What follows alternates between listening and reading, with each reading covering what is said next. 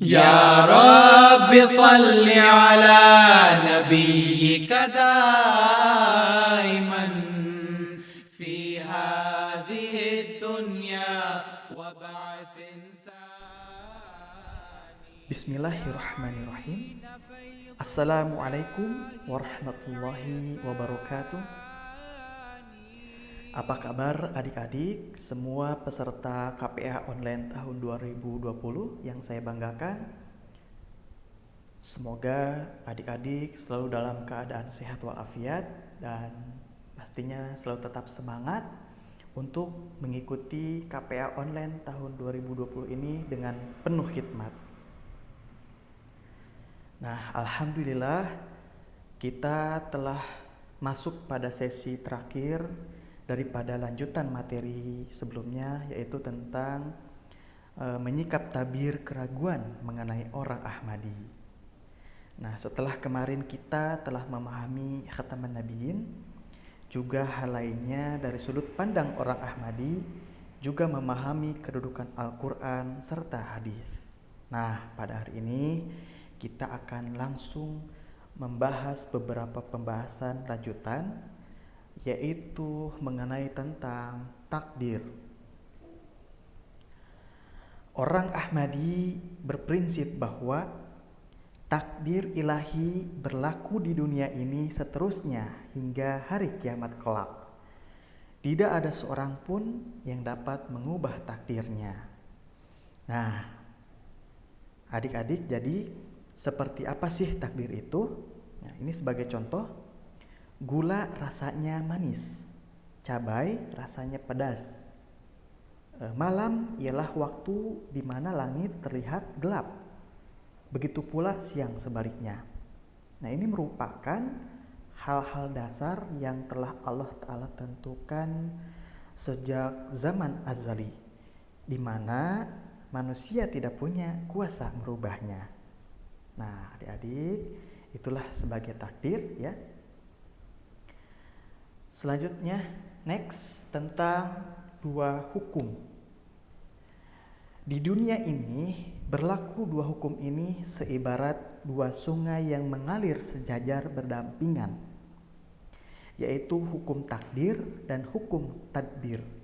Di antara kedua daerah itu telah ditentukan perbatasan yang tidak memungkinkan keduanya bertemu, sesuai dengan firman Ilahi di dalam Quran surah Ar-Rahman ayat ke-21.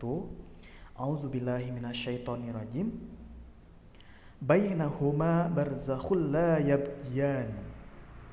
Hukum takdir, hukum tadbir mempunyai daerah tersendiri, dan hukum takdir pun demikian juga.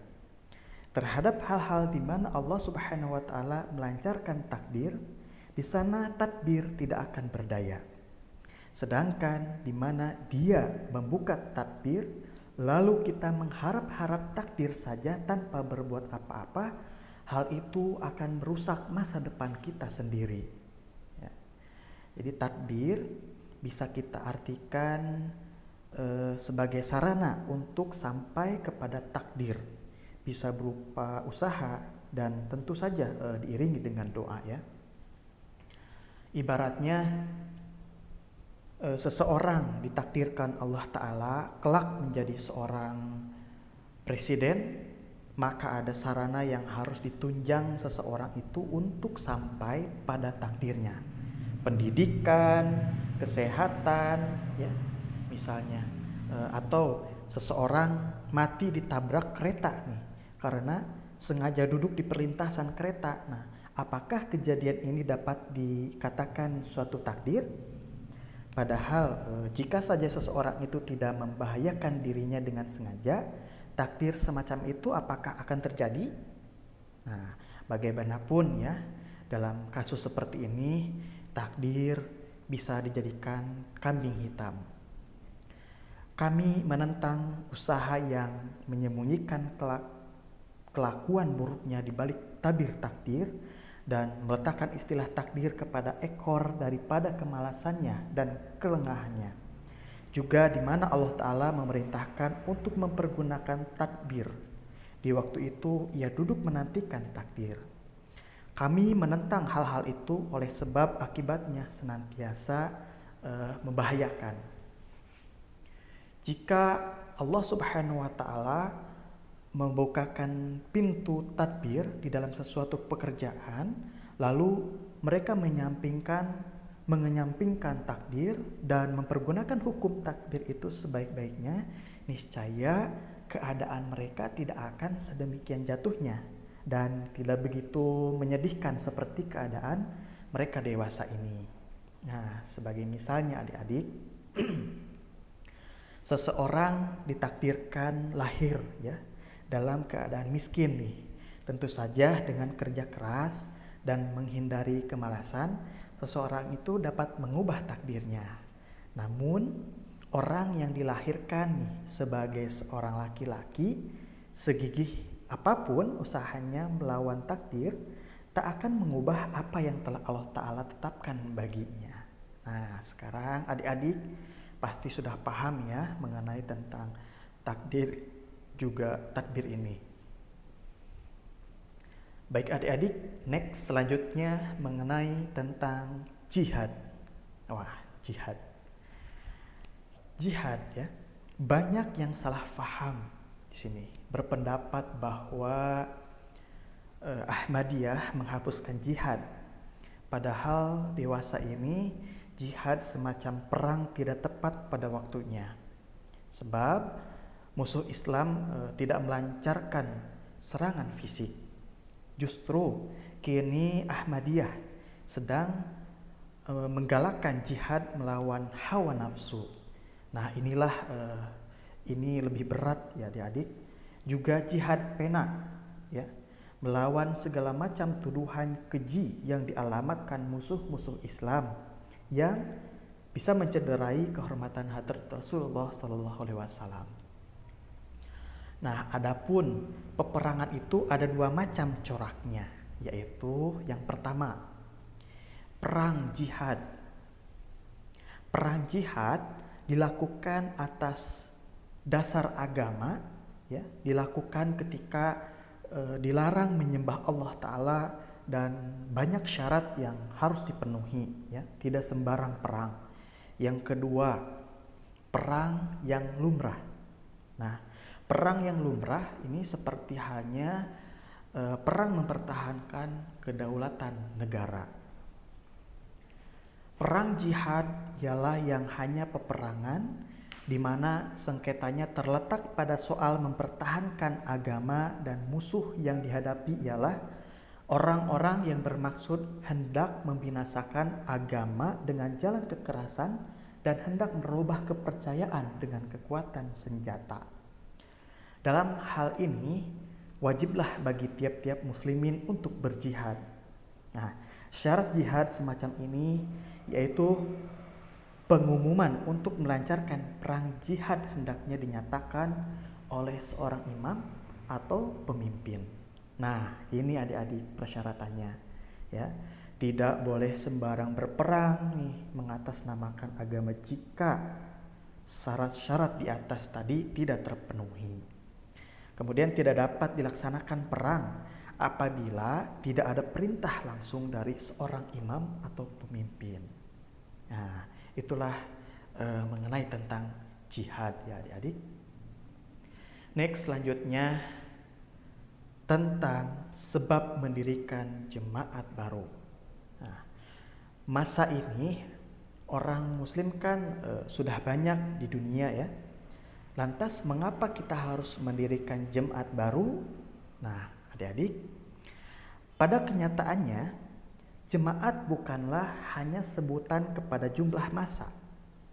Jemaat itu dikatakan kepada individu-individu yang berkumpul dan bersatu padu untuk bertekad bekerja dan melaksanakan satu program dan tujuan bersama. Apabila ada perselisihan atau pertentangan, hadrat Rasulullah SAW mengambil suatu keputusan, maka segala pertentangan dan perselisihan itu segera dapat didamaikan. Begitu pula di zaman khilafat, ini ciri jemaat atau suatu organisasi. Nah, Sesudah 3 abad berlalu, susunan organisasi itu sedemikian rupa retaknya, sehingga perselisihan timbul dan meluas di tengah-tengah kaum muslimin yang mengakibatkan penjelmanya perpecahan-perpecahan dan kekacauan, atau disebut chaos. Ya. Hadrat Rasulullah SAW bersabda, "Abad yang terbaik adalah abadku, kemudian akan hidup orang-orang di abad yang kedua, kemudian lagi akan hidup orang-orang di abad yang ketiga. Maka setelah itu kebenaran akan hilang sirna dan akan meluaslah kekejaman-kekejaman, eksis-eksis, dan ketidakseragaman." Nah, adik-adik ya, kita ini ada di masa yang mana sih? Sudah berapa abad Hadrat Rasulullah SAW kembali ke hadapan Allah? Maka di masa kita inilah nubuatan perpecahan akan terjadi ya, dan di masa ini juga khilafat akan kembali. Walaupun pada masa ini orang muslim sudah banyak ya, namun konsepsi atau pengertian tentang istilah jemaat tak dapat diterapkan kepada umat muslimin zaman sekarang ya. Kini ada negara-negara Islam. Di antaranya yang paling besar ialah negara Pakistan yang dengan kurnia Allah Ta'ala sekarang sudah berdiri. Akan tetapi Islam bukanlah negara Pakistan, Mesir, Syria, Iran, Afghanistan, atau Saudi Arabia.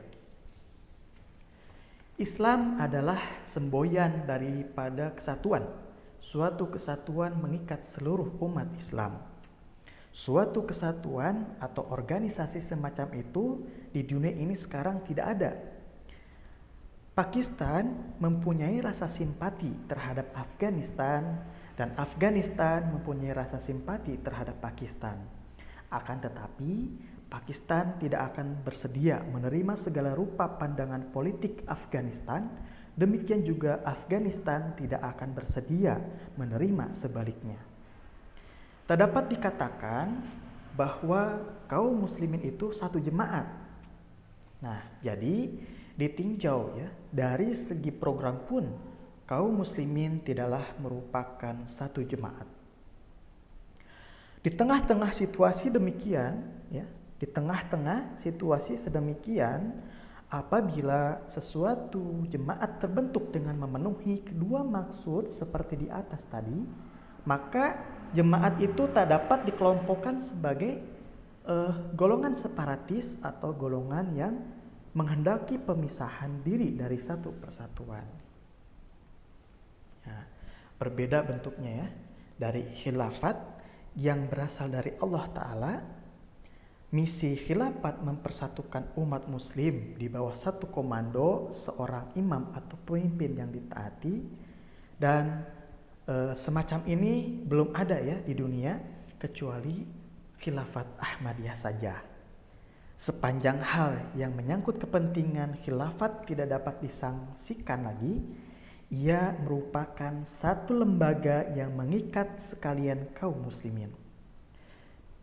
Akan tetapi, apabila perkataan khilafat ini mulai dihubungkan kepada seorang raja tertentu, maka raja-raja yang lainnya segera menyatakan oposisi dan merasa bahwa bibit perpecahan telah dimasukkan ke dalam pemerintahannya. Dengan demikian, gerakan yang berguna itu menjadi sia-sialah. Nah, maka dari itu khilafat pada masa ini tidak mengikat wilayah ya.